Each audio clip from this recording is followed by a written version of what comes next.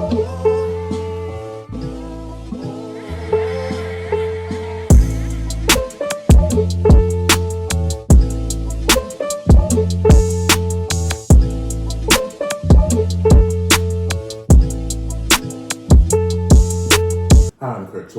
I'm Kenneth Conscious. And together we are Astral Talk TV. So in today's episode, we are going to talk about the dangers of fire breaths, how it's not a race to get to where you need to be spiritually, and the healing that comes when you elevate a little bit too fast. You want to start about an experience that happened with you? Yeah, this is what I think about 2 months back. Yeah, so 2 months back, I started, I wanted to take my spiritual journey to the next level. So I started to do Kundalini fire breaths along with spinal breathing. And you're supposed to start off really, really light with this, but knowing how I am, I just want to just go right in and just go all in and just do it. And I was doing 5 rounds of fire breaths along with spinal breathing. The first couple of days were actually really good. I was seeing major changes within my body. I was noticing like trauma was coming up through the root chakra. And that's where all, the fear and everything is stored at. And I would call Kirk and say, hey, I'm feeling really good. And he would always say, hey, but just slow down a little bit. So I was doing this every day for about, I want to say 2 weeks. Yeah, I think it was about 2 weeks. 2 weeks. And I'm already a very spiritual person already.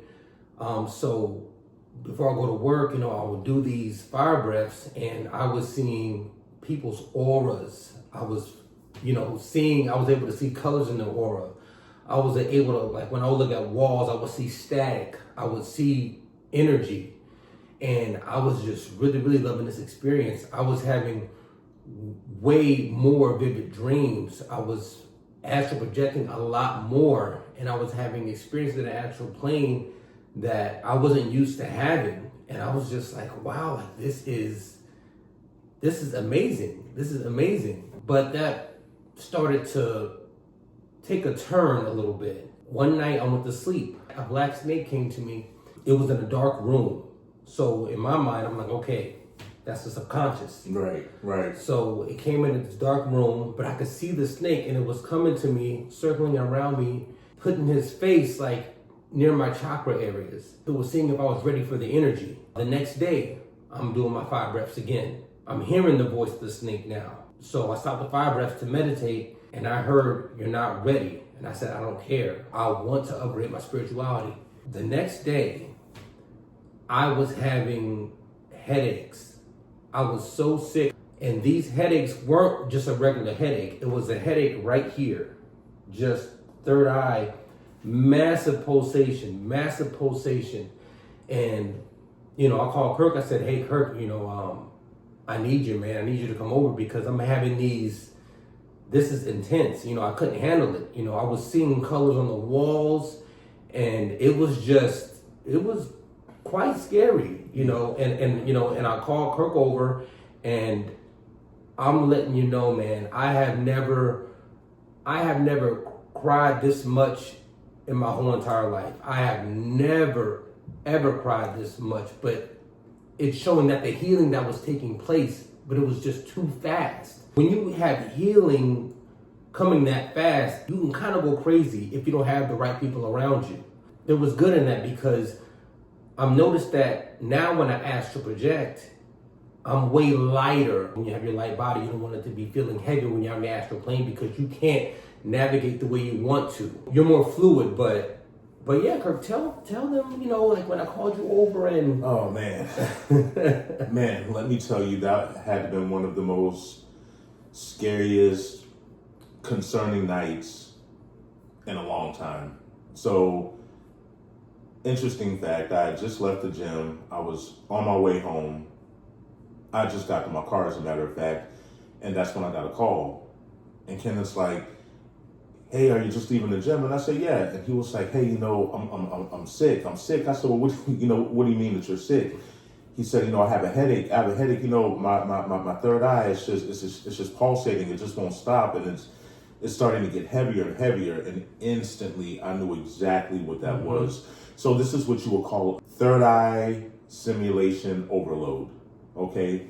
So for all you out here who want to open your third eye, because you see all these videos about opening your third eye, you have to be very, very, very careful, to the point where it can feel like you are undergoing some sort of psychosis. You could feel like you're going crazy. You could start seeing into realms that you are not ready to see. You'll start seeing things that you are not ready to see at all, that you can't handle the sight of, you know? So I was on my way home, but then when he called, he asked me, to come over because this was happening. So I went to his house, and I could just tell, because I know exactly what that looks like. And it was just pure turmoil, pure agony. And it's just like, to the point where, you feel like your life is going to end. And it's been quite a few years since I've been around someone who's experienced that. And of course, years ago, I was well trained in how to remove that sensation. So what happened is that when the snake came to him and told him that he wasn't ready and he kept going, he was open so much spiritually that an entity called a symbiont came in and attached to him. Yeah. So think of the movie, The Invasion of the Body Snatchers, where it's an entity that needs a host. So basically it's an entity with spider-like legs, and they kind of clamp on and latch onto you, and they suck your energy so they can live and feel. So it took me, I want to say, about 3.5 hours to remove that. Yeah. I got out of the gym, probably about 2:00. Yeah. And when I was done, it had to be about 5:30 in the morning, close to it. And it was crazy. I had to utilize the use of Kundalini Reiki. I had to connect to them. I had to push energy up through it, because see, when they attach to you through the back of your neck, or they can attach to you through your back. For all you who want to know what fire breaths are, just research it. There's different techniques for fire breaths. They are beneficial to you, but you just don't want to overdo it just because it's something that is enjoyable, because it does feel good when you start. It does. But you just have to take it a bit slow, because if you don't, you'll elevate too fast. Elevation is great, but in the spiritual life, there is no rush. So when you elevate the way you're supposed to, to where your body can and your spirit can handle it, because it can do certain things to your vessel that doesn't feel so good, So again, the healing took about 3.5 hours. I'm pushing energy, pulling the symbiont off of him, utilizing, like I said, Kundalini Reiki. I'm pulling different cords. I'm unlatching the symbiont from one leg or one claw to the next. I'm not gonna lie, it wiped me out. I had to sleep on and off for about 3 days. It was definitely an experience. So, the healing aspect of it is good, because you are open after that. You can't see the auras and the different types of you will see people, places, and things in a different way. It is what Kenneth went through was a spiritual awakening on steroids, not necessarily a dark night of the soul, but it almost got to the point where the spiritual awakening and the dark night of the soul would have combined. So for anybody out here who's experienced a spiritual awakening or the dark night of the soul, you don't know where you are. You just feel like you're just a vessel with, no identity, with nothing like that. I remember going through mine years ago, and it was definitely a time, but the accomplishment, when you get through it. And I think me teaching Kenneth over the years, I think that, that kind of slowed him down a little bit after having that experience. I'm thinking this is like weightlifting. But what I notice about weightlifting is that if you're stressed out, all you're doing is, when you weightlift, all you're doing is covering everything up. You're not releasing everything. In meditation, you release. It got to a point where you really can't rush it. You really have to get to a point where you have to just sit still and be patient. You have to be patient. Ever since then, when Kirk came and pulled that symbiont off, I was just like, wow, I didn't even know that was attached to me, but I was having this pain in my neck, and I couldn't really move my neck that well. But I'm thinking, oh, I'm going too hard in the gym or something like that. But yeah, like that was really crazy.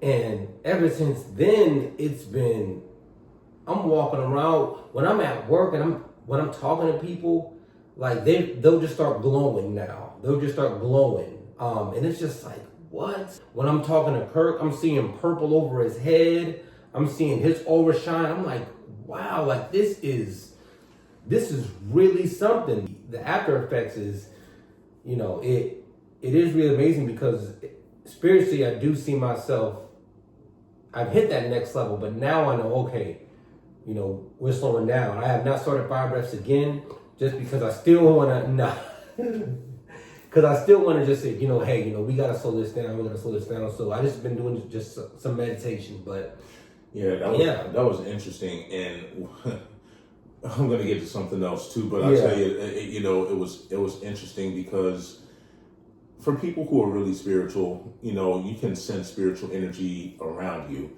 And as I was healing Kenneth, I could feel and see like the ancestors looking at the situation. They were assessing the situation, kind of like looking to see what was going on, what was I doing, was I going to be able to remove this? Were they going to have to step in? I mean, it was a very interesting and weird night, to say the least. But what I do want to ask you is tell everyone how it's been in regards to sun gazing since that experience, since you're opened out. Oh man. So now when I sun gaze now, it's instant pulsation. It's an instant rapid pulsation. The whole body vibrates now. It never used to do that. Now the whole body vibrates. Also with moon gazing, like, when I look at the moon now, it's the same thing. Instant pulsation, instant downloads. I was going to ask you about that too, with the moon gazing. Oh yeah, it's instant. It's instant now with the moon as well. Instant with the moon as well. Oh my gosh, the dreams now. I'm going to places. I went to this one place. I fell asleep. I went to this one place, and it was a big tower. Like, this tower was so high. Where I was at in the dimension I was in, there was another sun. The sun was like, it was kind of cloudy, and I was looking at the sun. My third eye wasn't pulsating, so I'm like, okay, like, let me see if I can fly to the sun. And no matter how high I flew, I couldn't get to the sun, and the tower was still there. And I was going higher and higher and higher because it started to freak me out because I couldn't find space. That just shows you the realities, and it shows you what dimensions that you will go to just working on your third eye. It shows you way more places that are out there. There's some places that exist where it's just existence of consciousness, but there's no space. I'm thinking that it was a place where they tried to harness light. I don't know. And the interesting thing is that now, since you had this experience, your messages from your guides come in more clear now, more crisp, and sometimes, they can come without you even calling on them, Yes. Now when I get messages, I can just simply, like, say if I'm feeling a little bit tired throughout the day and they need a nap, I know a message is coming. Like, so I would just lay on my back and kind of drift off to sleep. Not all the way, but just right when I'm just about to go, I would just stay in that mode.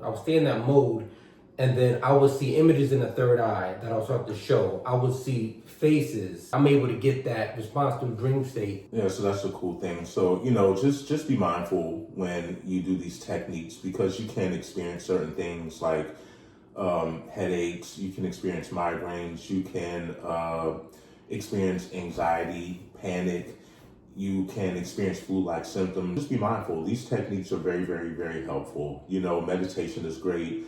Fire breaths are great. Spirituality is great. But this is just a video to let everyone know that this spiritual life is not a race. You know, take your time. Time exists, but it doesn't at the same time, you know, but all in all, you don't have to rush it. You know, these things will come in time. All of your gifts will open in due time when they're supposed to, and everything happens in divine timing. You know, we all have different destinies, things that we're supposed to do. And another thing, don't look at another spiritual person and want what they have or feel like their gift is better than yours. Everyone is different. Everyone has different calibers of gifts. I channel, you know, I'm a psychic medium, but so is Kenneth. But guess what? Our gifts work different. They don't work exactly the same. One isn't better than the other. They just work different, you know. We're both healers. We're both shamans. But guess what? Our gifts still work different. They're not exactly the same at all, you know, because we all have a certain genetic makeup, you know, from one person to the next. So things are going to operate different. And you have, you know, your lineage, bloodlines, just all of that. So things are just going to work different. So, yeah, you know, everyone just take their time. Everyone just take your time. What would have, now this is what I've been thinking about. What would have happened to me if you wasn't there? Okay. What would have happened is, I've seen this before, not from my experience with anyone who I've known personally, but what can definitely happen is you can end up in a crazy house for real. You can end up in a mental institution. Wow. Your mind can end up going and not coming back. You could actually end up dying. Wow. Really, you know, this is really serious. Wow. Even people who raise their Kundalini, you know, everybody says raise their Kundalini, which is something that you should do, but not everyone can handle it. And sometimes you have to raise it in a more delicate form. Yeah. Because you can go crazy. Yeah. You can end up in a mental institution. You know, you can end up needing spiritual therapy. You have to go to maybe like a therapist who's of a spiritual, you know, that has a spiritual background. You know what I mean? Yeah. Not necessarily a religious background. And it would get to the point where, you know, this is some powerful shit. Yes, people have definitely gone crazy. This is some powerful stuff, and it just keeps putting in my mind that it's not a race. This is not it. This is literally something where you have to just sit in stillness. Absolutely. You have to sit and wait. That's it. There's no competition in meditation. There's no rush in meditation. There's no rush with Kundalini. There's no race with Kundalini. When it comes to meditation, we live in a world where we have to run around to get things done. Absolutely, fight or flight all day long. All day long. But to get the true essence of what life really is, you have to sit in stillness. Absolutely, stillness is, but you know, they talk about stillness everywhere. They talk about it in every religion. Yeah. They talk about it in Christianity. They talk about it everywhere. Stillness is where it is. Stillness is where it is, and spirituality in general is not a competition, and it's also not a race. Yeah. You know, you'll be more proud of yourself, you'll feel more accomplished, and you'll be more happier if you just let it flow the way it's supposed to. Yeah. Or as they call it, ebb and flow. Just let it flow naturally, you know? Yeah. And in turn, that's where you can get to where you have to be, you know? And of course, I'm speaking from personal experience with certain aspects. I've tried to rush certain things in my younger days, and they didn't work out the way I wanted it to. Of course, I was able to do what I was trying to accomplish, but it was just a bit uncomfortable. If that makes any sense. You know what I mean? You have to be very mindful and very careful when you do that, especially with the, like I said, you know, the fire breaths, the meditation, because the aura and the energy field around you, it just starts to just kind of pulsate, and it just starts to build, and it starts to become very bright. And what happens when you do that is that you start to get on others' radar in other dimensions, and you might have visitors, you know, so if that's something that you cannot handle, you may want to just start out light with that instead of doing them back to back to back to back. You know, I did fire breaths, but I didn't do them like that, and they were more beneficial to me because I would do them every so often. maybe before I went to work, I would meditate a lot, but I didn't combine it all like that, like a big fireball all at one time. It's just like, like you talk about weightlifting. Yeah.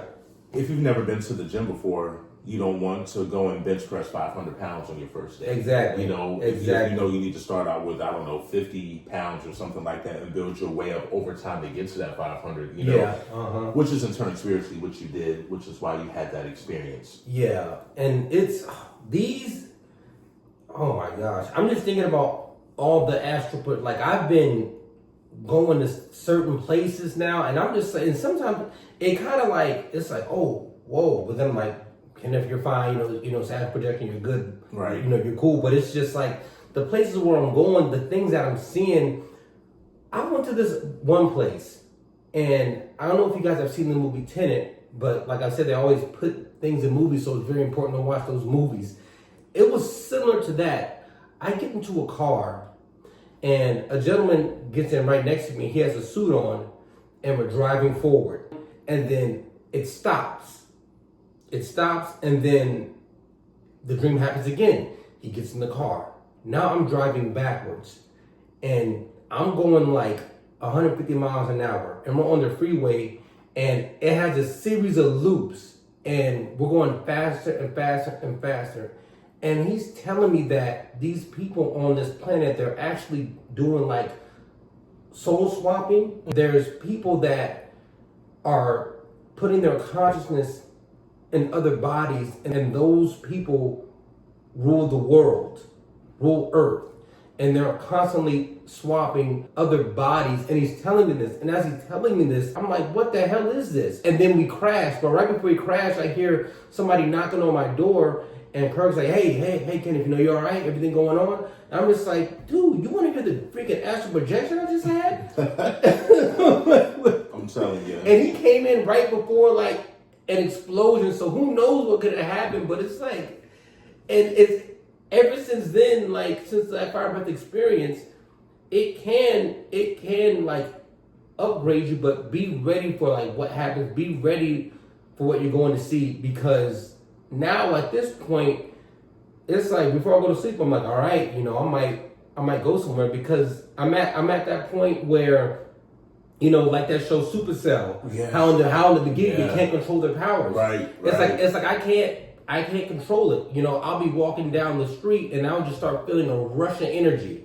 My third eye will be pulsating, and then I'll kind of like have to take deep breaths to calm myself down. Just like I don't really know what to do. Like I don't know what's going on, and then these situations will happen when I'm around Kirk. And then Kirk will step in and be like, okay, let me see what's going on. Let me check you out. And he'll have to do what he does. When you start to elevate like that, and these upgrades are real, Yes. So just make sure, that your body can adjust to these types of elevations and upgrades. But, all in all, this video was just to let everybody know once again that, spirituality is not a competition. It's not a race. And all of you will get to where you need to be in due time. Don't rush, and don't let anyone sway you off of your course. Don't let anyone demean you, downplay you, or judge you because of your spiritual path and how fast, slow, or in between that you're elevating. You are right where you need to be right now. Okay? So, with that being said, thank you all for watching. Make sure you like, share, and subscribe. More videos are on the way, and we will see you all later.